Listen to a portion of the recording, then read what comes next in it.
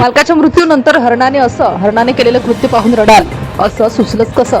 एका मुक्या प्राण्याने अशी भावना व्यक्त करावी हे शक्य आहे का? त्या गावात नेहमीसारखी शांतता होती, सगळं काही सुरळीत चाललं होतं. पण रात्री उशिरा अचानक गावात एक बातमी वाऱ्यासारखी पसरली.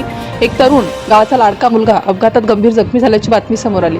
लोकांची धावपळ सुरू झाली. काही जण घटनास्थळी गेले तर काही जण रुग्णालयाकडे धावले. वातावरणात अचानक भीती आणि चिंता पसरली. तो तरुण होता यशोदीप. वय फक्त 22 वर्ष, पण मनाने मोठा, गावात सगळ्यांना मदत करणारा, हसतमुख, प्रेमळ.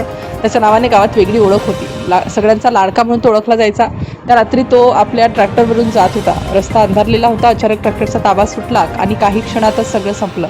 ट्रॅक्टर उलटला आणि त्या अपघातात यशोदीपचा जागीच मृत्यू झाला. ही बातमी गावात पोहोचली आणि गावात शोककळा पसरली. कुणालाच विश्वास बसत नव्हता. काही वेळापूर्वी हसणारा, बोलणारा मुलगा आता कायमचा गेला होता. यशोदीपच्या घरी लोकांची गर्दी जमू लागली. आईवडिलांचा आक्रोश ऐकून सगळ्यांचे डोळे पाणावले. मित्र सुन्न झाले होते. गावात एक विचित्र शांतता पसरली होती. यशोदीपला एक वेगळीच ओळख होती. तो प्राण्यावर खूप प्रेम करायचा. लहानपणापासून त्याने अनेक प्राणी सांभाळले होते, पण त्यातील एक प्राणी त्याच्या खूप जवळचा होता. तो हरिण. होय, एक हरिण. लहानपणी त्याला सापडलेलं हरिण यशोदीपने स्वतः वाढवलं होतं. ते हरिण त्याच्या मागे मागे फिरायचं, जणू काही त्याच्या सावलीसारखं होतं. गावात सगळे त्यांना पाहून हसायचे. यशोदीप जिथे जाई ते हरिणही तिथे असायचं. दोघांमधील नातं खूप वेगळं होतं. दुसऱ्या दिवशी सकाळी यशोदीपचा मृतदेह घरी आणण्यात आला. लोकांची गर्दी वाढली. वातावरण पूर्णपणे भावनिक झालं. आईवडिलांचा आक्रोश सुरू होता. मित्रांच्या डोळ्यात अश्रू होते. गावकऱ्यांच्या चेहऱ्यावर दुःख स्पष्ट दिसत होतं. आणि तेव्हाच काहीतरी अनपेक्षित घडलं. घराच्या अंगणात अचानक हालचाल झाली. लोकांनी मागे वळून पाहिलं आणि जे दृश्य दिसतं ते पाहून सगळे थबकले.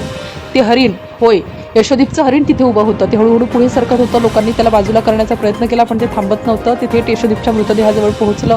क्षणभर सगळे शांत झाले. कुणीही आवाज केला नाही. त्या मुक्या प्राण्याचं वागणं सगळे पाहत होते. हरिण शांतपणे उभे राहिला आणि मग हळूच यशोदीपच्या जवळ बसलं. त्याच्या डोळ्यातून पाणी वाहत होतं. होय, त्या मुक्या प्राण्याच्या डोळ्यातून अश्रू वाहत होते.